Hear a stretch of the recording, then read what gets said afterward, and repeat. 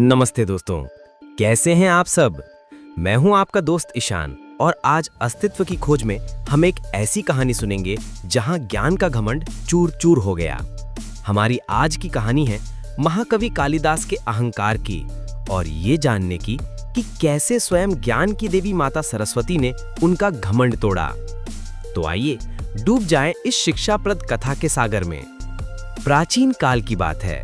राजा भोज के दरबार में कालिदास नामक एक महान अतुलनीय विद्वान कवि थे।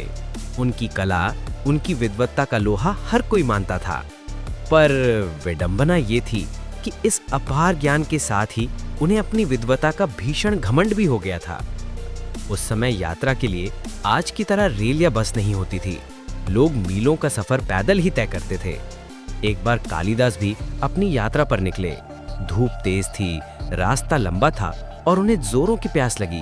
वो हताश होकर एक ऐसे घर या झोपड़ी को खोज रहे थे जहां से पानी मांगकर अपनी प्यास बुझा सके। चलते चलते उन्हें एक झोपड़ी दिखाई दी। वो सामने पहुंचे और थकी हुई लेकिन घमंड से भरी आवाज में बोले, माते कोई है? मैं बहुत प्यासा हूँ, थोड़ा पानी पिला दीजिए, आपका भला होगा। झोपड़ी से एक साधारण सी दिखने वाली माताजी बाहर आई।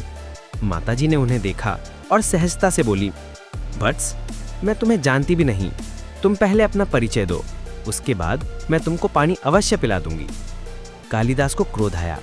एक महान कवि को एक साधारण स्त्री पहचान नहीं रही। फिर भी प्यास के कारण उन्होंने विनम्रता का दिखावा किया। माते, मैं एक पथिक हूँ, कृपया आप पानी पिला दें। माताजी मुस्कुराईं। तुम पथिक? नहीं वत्स, तुम झूठ बोल रहे हो। इस संसार में तो केवल दो ही सच्चे पथिक हैं, एक है सूर्य और दूसरे चंद्रमा। वे कभी नहीं रुकते, निरंतर चलते ही रहते हैं। सच बताओ, तुम कौन हो? कालिदास का माथा ठनका। उन्होंने दूसरा दांव खेला। मैं एक अतिथि हूँ, अब तो कृपया पानी पिला दें। माताजी बोली, तुम अतिथि कैसे हो सकते हो? इस संसार में केवल दो ही अतिथि हैं, पहला है धन और दूसरा है यौवन। इन्हें जाने में जरा भी समय नहीं लगता। अब सच बताओ। प्यास और तर्कों की हार से कालिदास हताश होते जा रहे थे। उन्होंने किसी तरह अपनी तीसरी पहचान बताई। मैं सहनशील हूं, अब तो आप पानी पिला दें। तुम पुनः झूठ बोल रहे हो। सहनशील तो केवल धरती है, जो पापी और पुण्यवान सबका भार सहती है, और दूसरे सहनशील हैं पेड़, जिनको पत्थर मारो तो भी वो मीठे फल देते हैं। तुम सहनशील नहीं हो, सच बताओ। अब कालिदास मूर्छा की स्थिति में आ गए। उन्हें लगा कि शायद घमंड ही उनकी सबसे बड़ी पहचान है। मैं खटी हूँ। क्यों असत्य पर असत्य बोले जा रहे हो? हठी तो केवल दो हैं, पहला है नख और दूसरे हैं केश। उन्हें कितना भी काटो वे पुनः निकल आते हैं। सच बताओ, तुम कौन हो? कालिदास अब पूर्णतः पराजित, अपमानित और हताश हो चुके थे। ज्ञान की सारी पुस्तकें, सारे श्लोक इस समय उनके किसी काम नहीं आए। उन्होंने लड़खड़ाती आवाज में कहा, मैं मूर्ख हूं।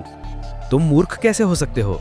मूर्ख तो भी केवल दो हैं, पहला वो राजा जो बिना योग्यता के सब पर शासन करता है, और दूसरा उसके दरबार का पंडित जो राजा को खुश करने के लिए सदैव उसका झूठा गुणगान करता रहता है। कालिदास जी अब अपनी पराजय स्वीकार कर चुके थे। वो मूर्छित होकर उन माताजी के चरणों में गिर पड़े और बस पानी के लिए गिड़गिड़ाने लगे।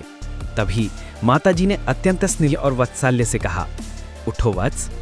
कालिदास जी ने ऊपर देखा तो उनकी आंखें खुली की खुली रह गईं। वहां कोई साधारण स्त्री नहीं, बल्कि साक्षात माता सरस्वती खड़ी थी। कालिदास जी ने तुरंत उनके चरणों में पुनः नमस्कार किया। शिक्षा से ज्ञान आता है, अहंकार नहीं। तुम्हें अपने ज्ञान के बल पर मान और प्रतिष्ठा तो मिली, परंतु तुम्हें उसका अहंकार हो गया। इसीलिए मुझे तुम्हारा घमंड तोड़ने के लिए, तुम्हारा अहंकार नष्ट करने के लिए ये लीला करनी पड़ी। कालिदास जी को अपनी गलती समझ में आ गई।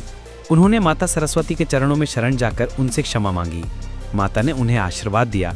कालिदास ने वहां भरपेट पानी पिया और वो अपनी यात्रा पर एक नया विनम्र ज्ञान लेकर आगे निकल पड़े। तो दोस्तों, इस कहानी से हमने क्या सीखा? अपने ज्ञान और विद्वत्ता पर कभी घमंड नहीं करना चाहिए, क्योंकि घमंड हमारी विद्वत्ता को नष्ट कर देता है। आज के लिए बस इतना ही। फिर मिलेंगे एक नई ज्ञानवर्धक कहानी के साथ। अगर आपको ये कहानी अच्छी लगी हो तो प्लीज वीडियो को लाइक करें और हमारे चैनल अस्तित्व की खोज को शेयर और सब्सक्राइब करना ना भूलें। धन्यवाद।